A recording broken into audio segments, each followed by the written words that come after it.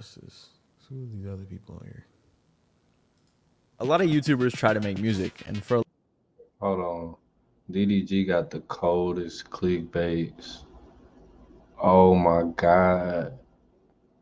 I'm trying to eat, broski. So I'm reacting, gang. a lot of them, it doesn't work out. There's a variety of reasons for why that is, but we do know that being a YouTuber that makes music typically Hey, I need to get a headset. I gotta get the headset now. I'm peeping. comes with a negative stigma. So today I've gathered 5 more YouTubers who garnered a successful fan base, and I'm going to discuss exactly how they did it. But real quick, I do want to mention that this video is a part 2 to a video I did a couple weeks ago. So if you think anyone notable is missing, they're probably in that video. Also, I want to remind you guys, I don't have time to talk about every YouTuber who became a musician. So I'm just going to be picking my favorites and people that I think have interesting careers. And believe it or not, I don't know every single YouTuber turned artist, so I could just not know the person you're thinking about. And in the last video, a lot of people were upset I didn't put DDG, but I had a reason. So he ain't put me in the first video. That's crazy. I'm literally the blueprint to this crossover. We're gonna hear his explanation though. Yes. Yeah, one of y'all. Hold on. So y'all feel like he the reason that everything crossed over? Who feel like that? Because I feel like I did this shit. No, I'm talking shit. You know, I just transfer whatever the fuck. Y'all know what I mean.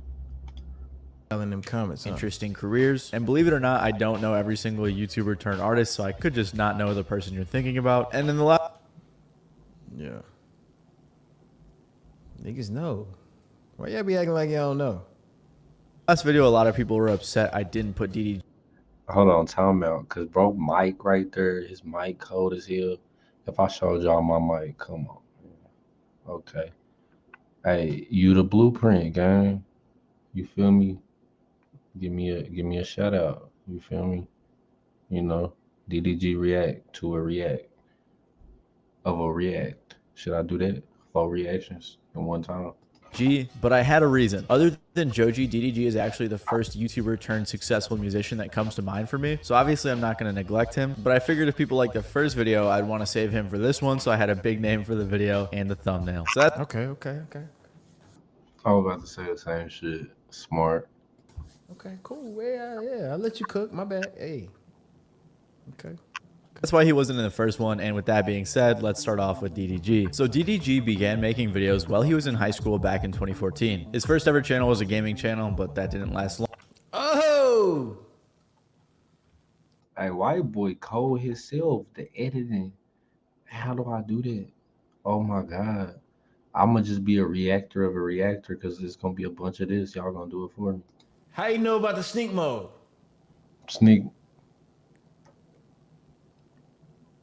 What y'all know about sneak mode, man? Don't even call me DDG no more. Make sure y'all approach me as sneak mode. That's my OG name. Don't call me DDG, call me sneak mode, nigga. And he quickly moved on to vlogs. He was then gifted a camera to film a trip he was taking, and that was one of the first videos he ever posted. He then started filming skits, and after he graduated his class as valedictorian, he went to college and began making vlogs. DDG said he was just having fun with it and he wasn't really trying to blow up. However, all of that would change when he reacted to the song Itchy Ma by Keith Abe. He made this reaction in 2015 and it really kickstarted his career. He gained tens of thousands of subscribers and really saw the potential in YouTube. When he was going to What the fuck? college, he started filming vlogs with his girlfriend at the time, and he made a lot of videos with her, especially pranks, and those helped him to begin blowing up even more. Around this time, he also Right. I gotta do the relationship situation. DDG smart. started posting songs, some diss tracks, some serious songs, and some funny songs. Once he started making money, he dropped out of school and pursued YouTube. This nigga the feds, huh? That nigga fed. At this point, DDG was really a YouTuber that did everything. He did vlogs, gaming, reactions, pranks, and a lot more. People loved his personality and really connected to him. So he Oh, is that why y'all be talking to me like that? reactions, pranks, and a lot more. People loved his personality and This why y'all be trying to say I'm corny? Cause y'all see me do this. Like I ain't had you on the other side of the phone doing the same thing.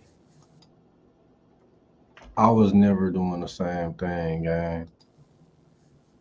I ain't had y'all doing this. No, you didn't. fuck no. Bro, fuck no. I had you in. Don't you ever forget. You hear me? I had you doing this while you was watching my video. Don't act like I ain't get you through them hard times, nigga. What's wrong with you niggas? You did not. Yes, I did. Had you doing that. This nigga look like a whole. This nigga look like a what's that called? Shark tail. Bro, look like a shark tail animal. I don't even know if they call animals because they in the water. Talking about whale penis. Had you in a chokehold, nigga. Really connected to him, so he developed a huge fan base. He continued posting music and in 2017 posted his Lil Yachty diss track, which went viral and became one of his biggest videos. DDG did a bunch of diss tracks for fun, as it was the diss track era of YouTube. It was also around this time that the adpocalypse hit, and DDG wanted to find a more secure path, which he thought was music, so he decided to take it more seriously. He then made a separate YouTube channel for his music and began uploading songs. He said he's always been into and around music. His dad was even an engineer and had a home studio, but DDG really started taking music seriously in 2017. He started collaborating with well-known artists like Famous Dex, Young Nudie, G Herbo, and more. He released an album called Take Me Serious, which made God damn. DDG ain't paused that motherfucker one time. Bro, like sitting there just like, you know, soaking up everything. You know, bro giving him his flowers right now. You feel me? I want somebody to do that to me. Break down what I done did. You feel me?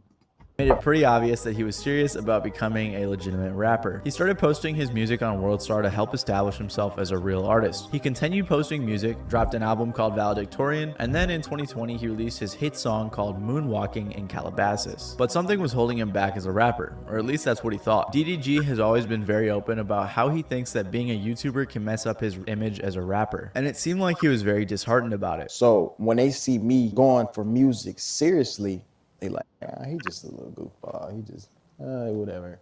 You know what I'm saying? And I got that feedback a lot, you know, and it was frustrating because I'm like,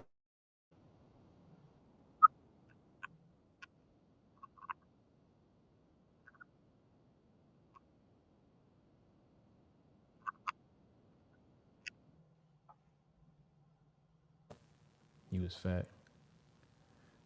Did y'all think I was really finna stop? I might retire for real though, I ain't gonna lie. Did I really think he was gonna stop? I wasn't even watching DDG. I ain't gonna cap. At least take like a year off. If I took a year off, would y'all come back the following year?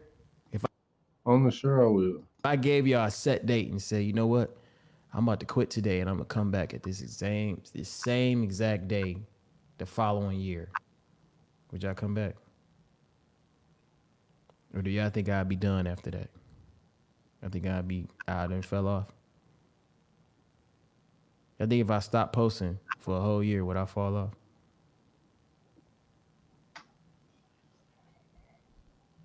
Yeah, lose a lot. But what if I pop out with 10 hit singles? Because then if I stop posting on YouTube, I can do what all these other rappers doing and go mysterious on y'all niggas. And then y'all don't know what the fuck. Y'all forget y'all even know me for real. And then y'all start acting different. You know what I'm saying? I start motherfucking. Hey, hold on, my bad, y'all. My bad, gang.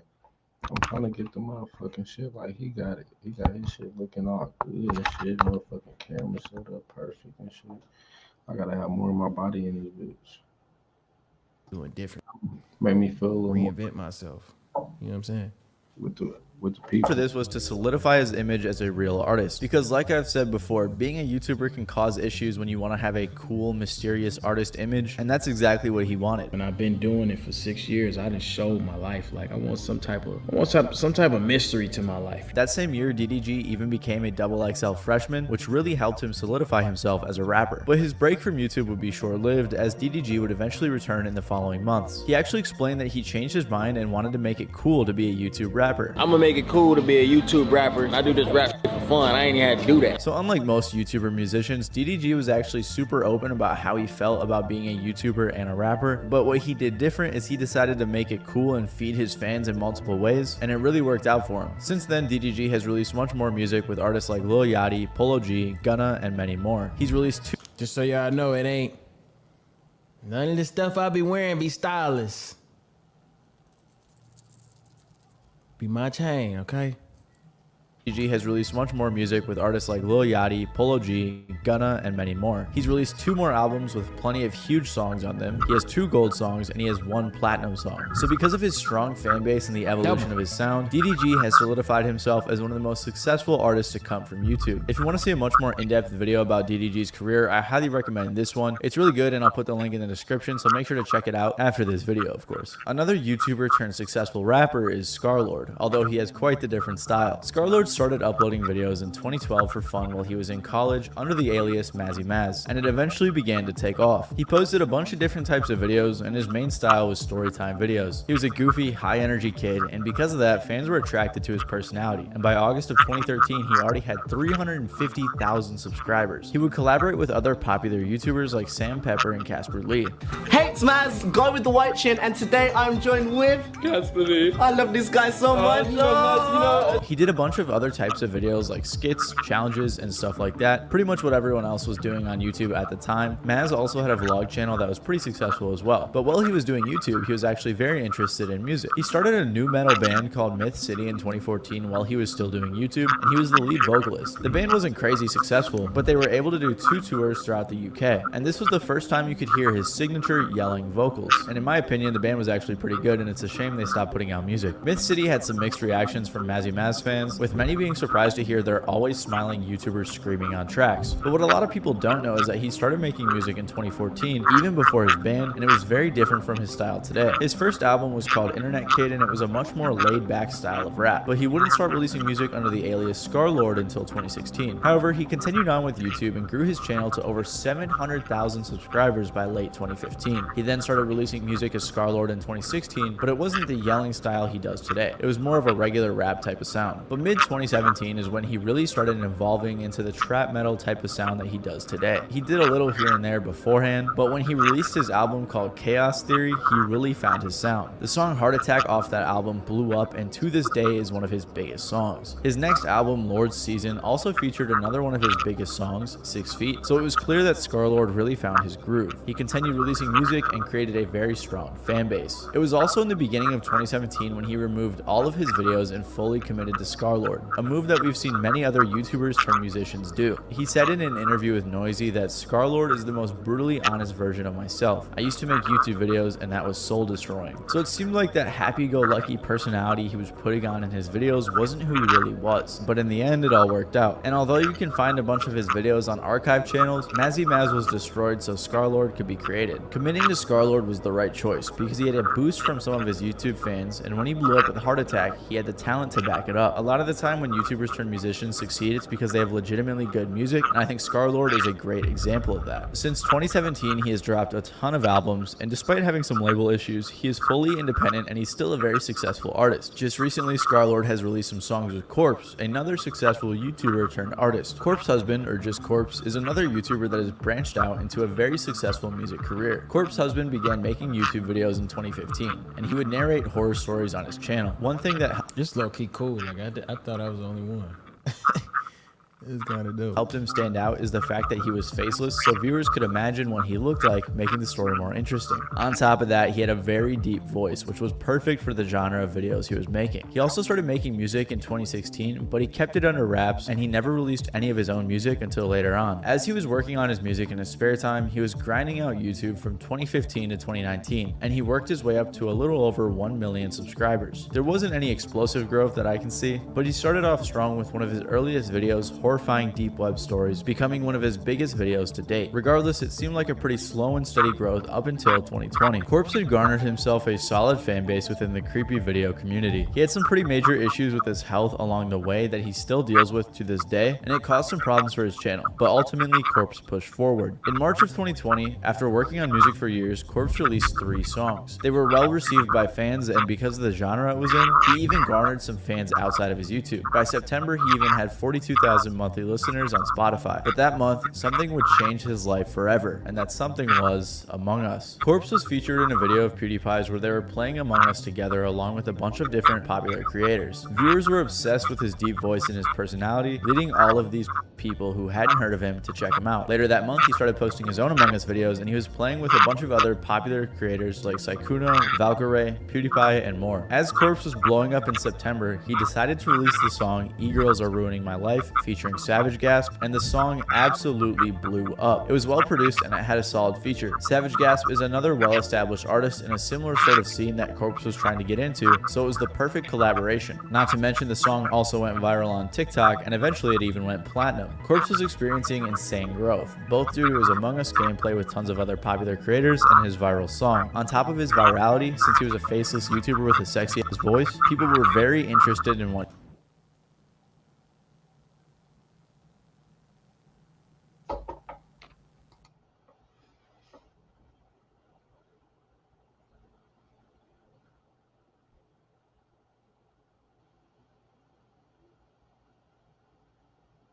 Okay, so before he said, I already been peeping it. Like, why is his face covered? What did he look like? What's that chain right there, bro? What you on, gang?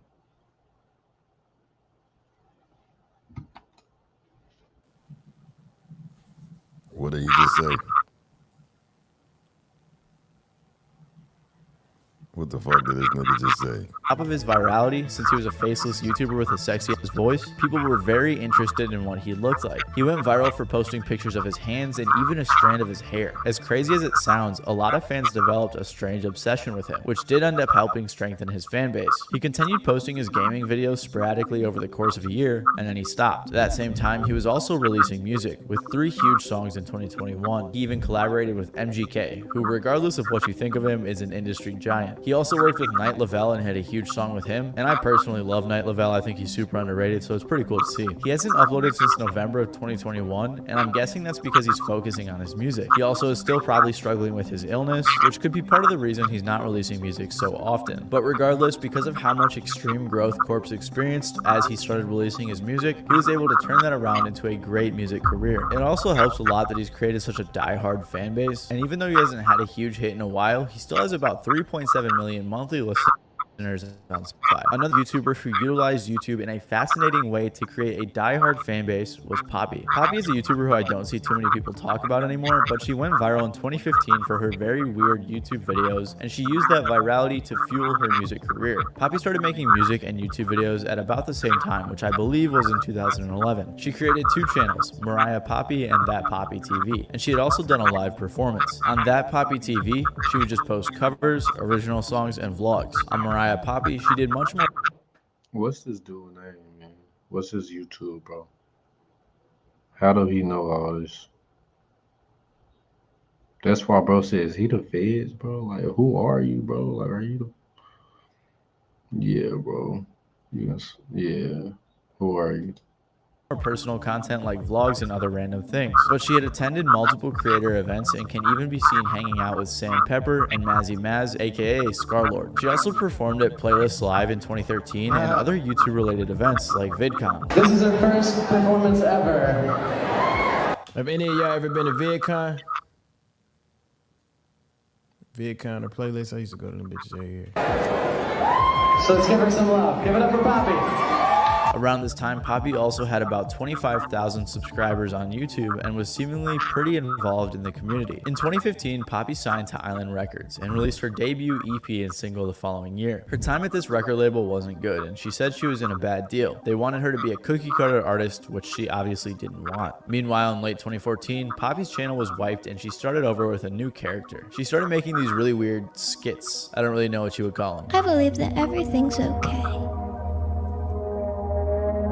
She was trying to create an image and a character to help promote her music. Her label wasn't a fan of these videos, but little did they know that this is what would make her career. Not long after posting these videos did she go viral for videos like I'm Poppy, where she just said I'm Poppy for 10 minutes straight. A lot of the videos seemed nonsensical and were somewhat eerie, but after a while it seemed like there was a deeper meaning and a storyline. They seemed like critiques of the music industry, record labels, and the internet. She would even stay in character for the most part in the majority of her live interviews. Tons of YouTubers like PewDiePie covered these videos, helping her get a lot more attention. In 2017, she released her debut album, Poppy Computer, and it performed fairly well. Anyways, she continued posting her videos for a while, sprinkling in her own original music here and there, which really helped to promote her music, especially because it was pretty good. She was growing rapidly and she hit 1 million subscribers in 2017. She began touring, releasing more music, and creating a solid fan base. Poppy kind of took the same approach as Aries, who I covered in my last video, where they both created content on YouTube as a way to promote their own music. The only difference is that their content is wildly different. Anyways, Poppy continued posting her skits and then released her next album, Am I a Girl, in 2018 with features from Diplo, Grimes, and more. After the release of this album, she began to stop uploading her skits regularly, most likely because there was an issue with her image. She had a big bump in her career when Poppy and her manager, Titanic Sinclair, were sued by someone named Mars Argo. Mars Argo was an artist like Poppy who had been doing the same promotional strategy and was also managed by Sinclair. But they were dating, and when they broke up, Sinclair picked a new artist and did the exact same thing. That new artist was obviously Poppy. She also said that Sinclair was extremely abusive and provided a good amount of proof. She hit him and Poppy with a lawsuit, and Poppy released a statement that made it seem like she was playing victim. She also released a couple of videos seemingly mocking the situation. Many fans took Mars Argo's side in the situation, but since that's happened, Sinclair and Poppy have split, and she said that she too was manipulated by him. But despite all the bumps in the road, because Poppy was able to use her weird skits to garner a loyal fan base, I think it's safe to say she has a successful music career. She has 1.7 monthly listeners on Spotify, millions of streams on her songs, and a very strong fan base. Poppy stopped releasing her skits for the most part, fully committed to her music, and has released multiple successful albums,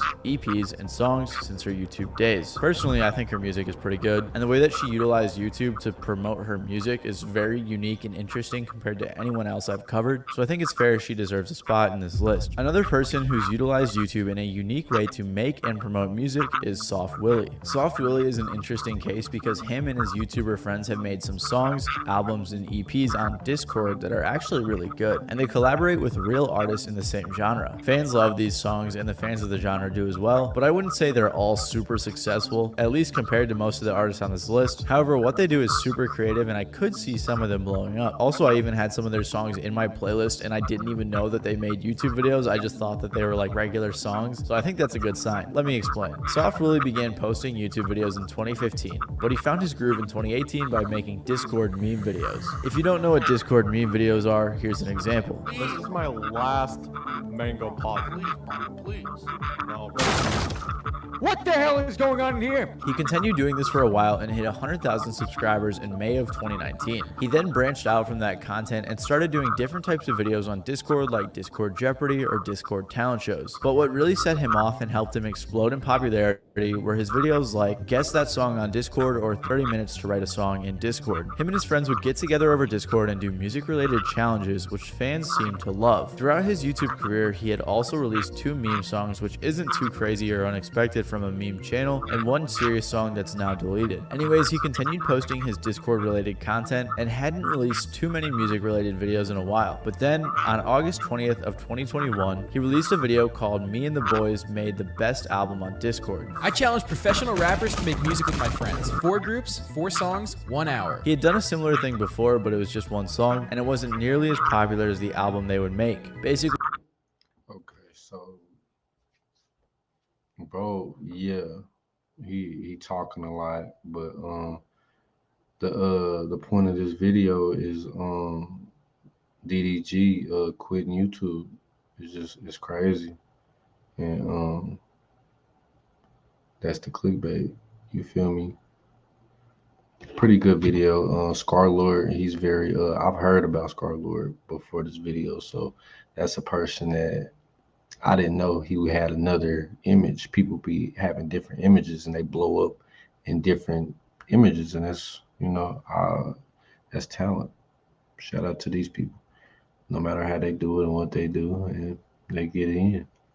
You feel me? I'm I'm out of this motherfucker though, y'all.